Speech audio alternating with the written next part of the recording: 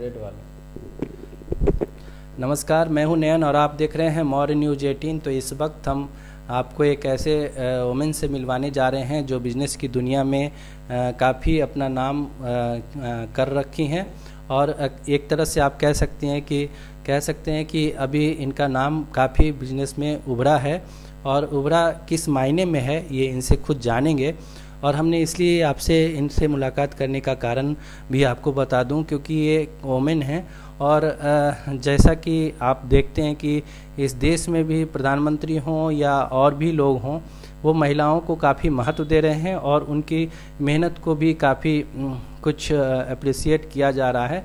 Local को vocal बनाएं, तो ये क्या कुछ कर रही हैं, तो ये आत्मनिर्भर हैं खुद भी और लोगों को भी बनाने के लिए पूरी तैयारी कर रहे थे। मौर्य न्यूज़ 18 में सुनीता कावरा जी हैं और सुनीता SD कावरा। हाँ, तो आपका मौर्य न्यूज़ 18 में काफ़ी स्वागत है। Thank you very much. अच्छा, मैं ये आपसे जानना चाहता हूँ कि आप बिजनेस की दुनिया में कैसे कदम बढ़ाया?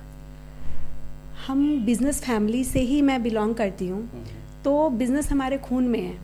बनिए परिवार से हूँ, तो बचपन से सिर्फ बिज़नेस ही देखा है, इसलिए बिज़नेस ही खून में रच बस गया है। तो इस संबंध में कुछ आपने शुरू से माइंड सेट कर रखा था कि मुझे बिज़नेस ही करना है, कुछ उसकी पढ़ाई वगैरह की होगी या कुछ और करा?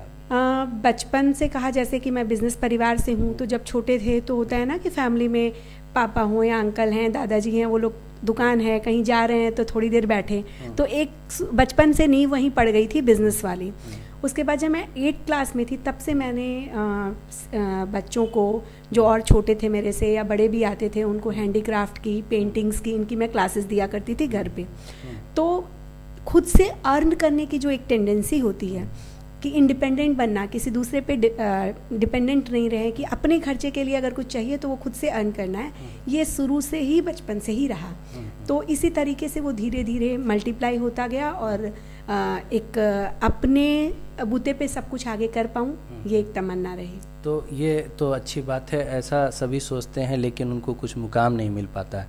लेकिन आप एक मुकाम पे हैं, दिल्ली में है आपका, जैसा कि मुझे जानकारी मिली है कि रेशम है ना, ये थीम है और रेशम है ना। हाँ, आपका मैंने ऐड सुना था, रेशम है ना, आप एक बार बोल के सुनाइए। रेशम है ना। जी, तो ये रेशम है क्या करती है रेशम, किस फील्ड में? बेसिकली रेशम को जो हमने बनाया है वो बनाया है हमने एक मासेस के लिए, कि चूँकि मैं खुद एक मिडिल क्लास फैमिली से बिलोंग करती थी, तो बचपन से ये देखा कि हमारी ख्वाहिशें बहुत होती है, साथ ही साथ अगर औरों के मुकाबले में देखा जाए तो हमारे ऊपर लाइबिलिटीज़ भी ज़्यादा होती है, तो कहीं ना कहीं हमें अपनी ख्वाहिशों को मारना पड़ता है।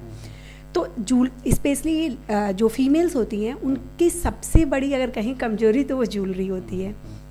अगर हम रियल ज्वेलरी की बात करें तो ओकेजनली उसके बारे में प्लान किया जाता है, हम हर दिन नहीं कर सकते। लेकिन अभी का जो सिनेरियो है वो अगर हम पुराने समय से देखें तो आज का समय बिल्कुल चेंज हो गया है। पहले एक शादी में, ब्याह में, मतलब कुछ वैसे फंक्शंस रहते थे, होली दिवाली, उनमें लोग तैयार होते थे।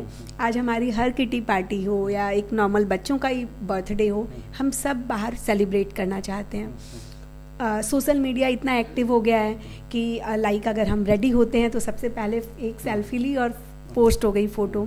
तो एक ही ज्वेलरी को बार बार पहनना कहीं ना कहीं हमें वो पिंच करता है कि नहीं, इसमें भी चेंजेस होने चाहिए। ये तो मैंने आपकी की कंपनी के MD काबरा जी से हमने बात की। अच्छा। तो उसमें पता चला कि लाइट वेट ज्वेलरी की